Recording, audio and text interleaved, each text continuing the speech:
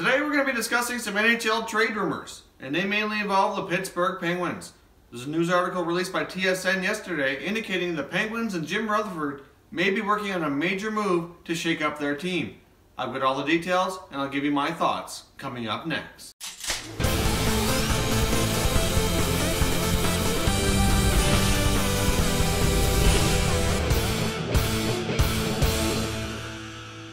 Hey everyone, welcome back to another video here at Top Shelf Hockey. If you're new to the channel, thanks for stopping by. On this channel, we review and analyze all 31 NHL teams with an unbiased opinion. So if you love hockey, hit that subscribe button now so you don't miss anything. Alright, diving into today's topic, NHL trade rumors and the Pittsburgh Penguins.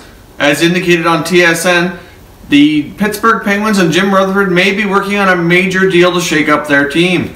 As we all know, the Pittsburgh Penguins have had a bit of a struggle this year. Some call it the Stanley Cup hangover. Well, that certainly seems right to me. I mean, they lost a lot of players in the offseason, mainly due to salary cap issues, and their team isn't quite the same this year. Obviously, a good chunk of their core players are still in place, but you know, a lot of the differences were a lot of veteran people that played a strong role not only on the ice but in the dressing room as well, and I think we're starting to see that this year. Obviously, they have some difference in goals. They no longer have Marc-Andre Fleury. They lost Ron Hainsey on the back end, as well as Trevor Daley. Up front, you know, they lost Nick Bonino, Matt Cullen, just to name a few. Obviously, there's some other pieces that left as well. But obviously, they're not quite the same team. All season long, it's been discussed, and we discussed it here a lot on this channel too, that the Penguins need a little bit more depth in the forward position, mainly for their bottom six to run out third and fourth lines. Probably could use a little bit of help on the back end as well, but right now their main issue is that they're having trouble putting the puck in the net. So based on how the Penguins have won the past couple of seasons, winning the Stanley Cup, and how they've been built, my take is that they're going to go after scoring. They could address, backup goaltender. They could address a little bit of depth on the blue line, which we may see later in the season. But depending on what they end up doing here for a forward or two, they may impact their salary cap situation. They may not be in a position to really address those other needs. I don't know. Report on TSN didn't really specifically name any particular teams or players that the Penguins were looking at. But obviously, if we take a look at their team right now and we look at who might be moved versus not moved, obviously there's some obvious choices here. Obviously, Sidney Crosby, Evgeny Malkin aren't going anywhere. Phil Kessel's probably playing the best he has since he's been a Penguin. He's not going anywhere. I wouldn't imagine we'd see like a Jake Guentzel be traded. Guentzel did really well last year in the playoffs, and he's quite young.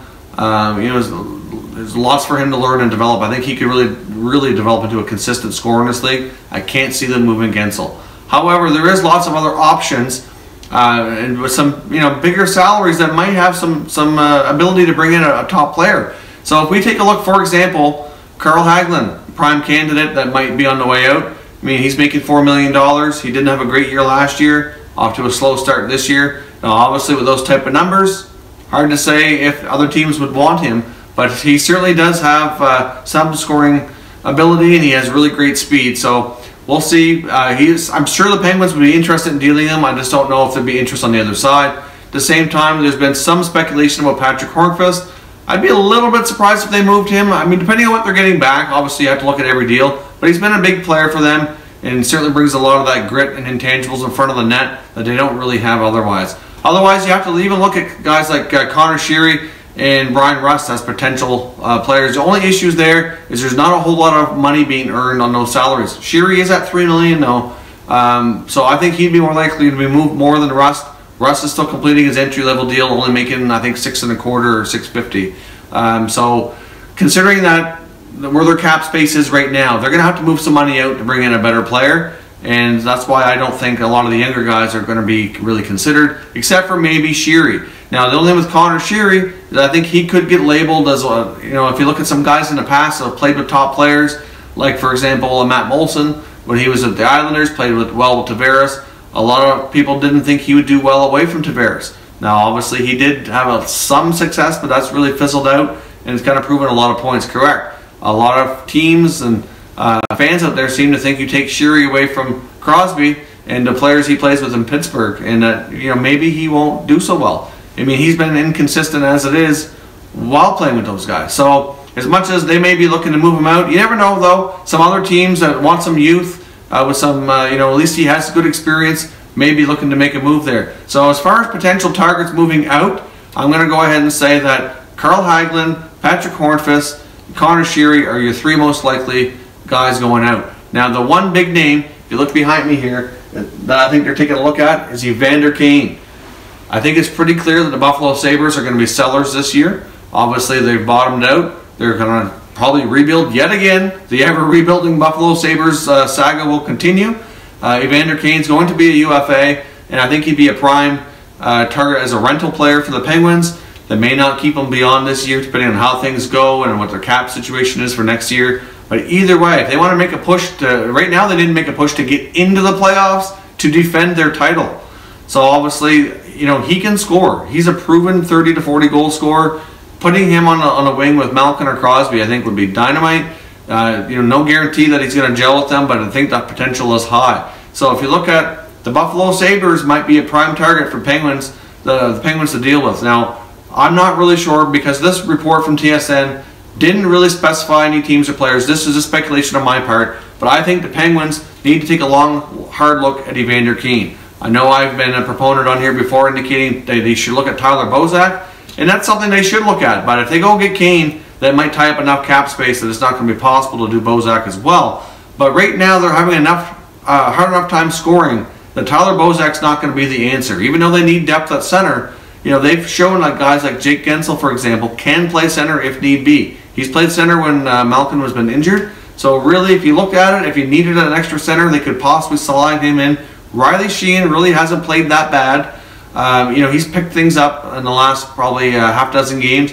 So really, if you go Crosby, Malkin, Sheehan, then they get Carter Rowney in that fourth spot. I mean, depending on, maybe they can find another fourth line center to upgrade for Rowney for fairly cheap. I don't know. But for right now, I think Evander Kane might be their answer. If you look at a lot of the young guys that have played wing with Sid and Malkin, they've been inconsistent. You look at Brian Russ, Connor Sheary, the two prime examples. Like, they're not making huge money. They're still pretty young. They've scored some big timely goals for this franchise, but they're not quite cutting it. So if you can maybe lower their roles, consider maybe moving a Sheary, I don't know. But like a Hornqvist or a Hagelin might have to move out to bring in Evander Kane.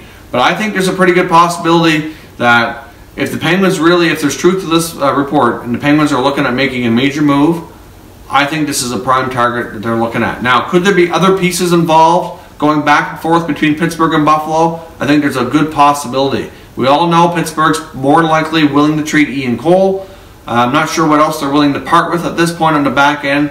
I would think that maybe there's been speculation and based on need here that the Penguins really could use a backup goalie. I'm not sure they're going to do that. I mean, I think they've been reasonably pleased with Tristan Jarry, and they may be willing to ride it out between Murray and Jarry. If the Pittsburgh Penguins deal with the Buffalo Sabres for Evander Kane, you almost have to guarantee that a similar contract is going out, which pretty much guarantees Buffalo would have to take either Hornqvist or Hagelin, or maybe Hagelin along with maybe a smaller contract as well, because it might take more than, it's going to take more than Carl Hagelin to get Evander Kane into Buffalo, I think.